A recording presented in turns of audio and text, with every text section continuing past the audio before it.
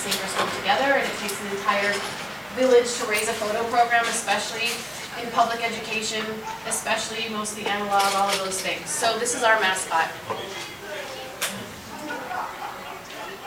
And why I'm here. I came to teaching for 3 reasons, because these are my 3 passions and they're equally important in my life: social justice, empowering education, and photography. I'm in love with all 3 of those things. Being a public high school teacher in the United States of America, in the state of California, I do all that on a regular basis, especially since I'm teaching art.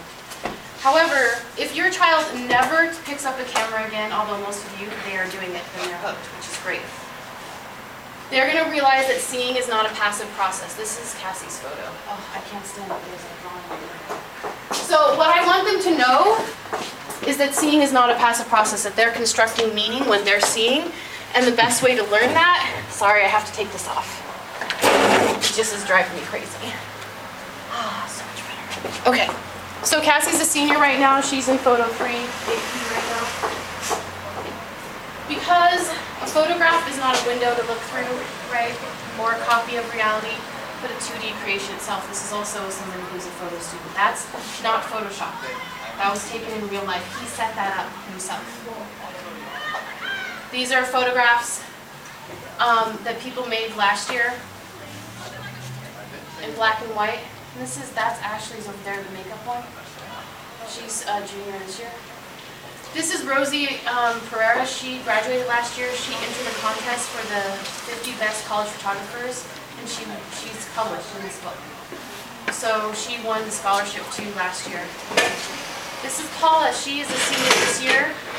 This is a night exposure, so this is like a 30-second exposure on one piece of film. So what I'm trying to get at is that everybody, regardless of whether they're an artist or not, needs to know how to read a photograph or an image, because that's how we get 95% of our information at this point. It's not through text, but it's through image.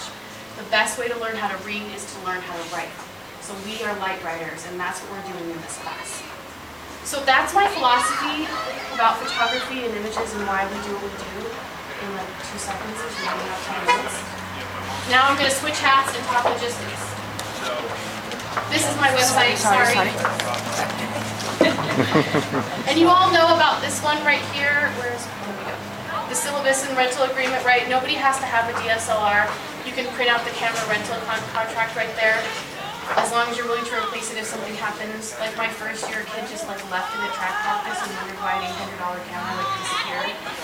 And we had 4 at that time. Right now I have 9.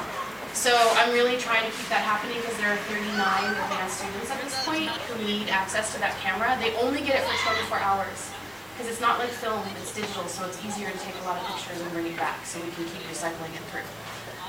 And then I also have on the website, like if you click up here, you see photo 2 homework or photo 3 homework, depending on what class your child is in, which looks like this, and it has everything that I assign.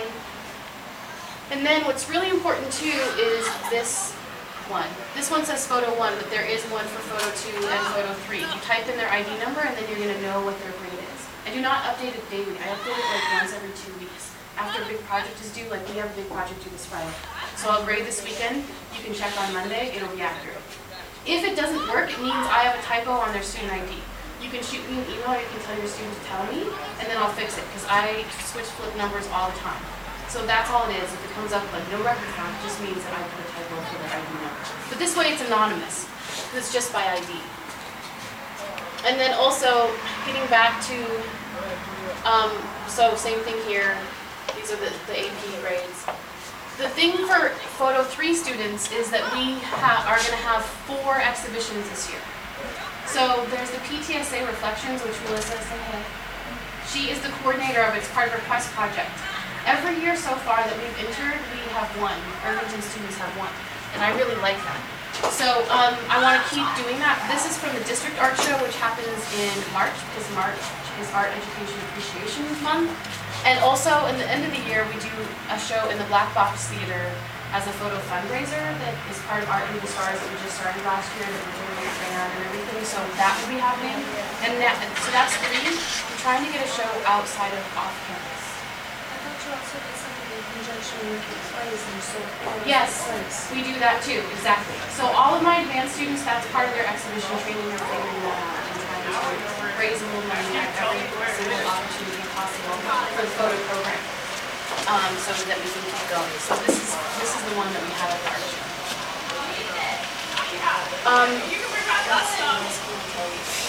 Okay, so finally, the reason I begged your students, or my students, to bring you all here is because we need resources, energy, or time, or contacts, because it takes a village to run that program.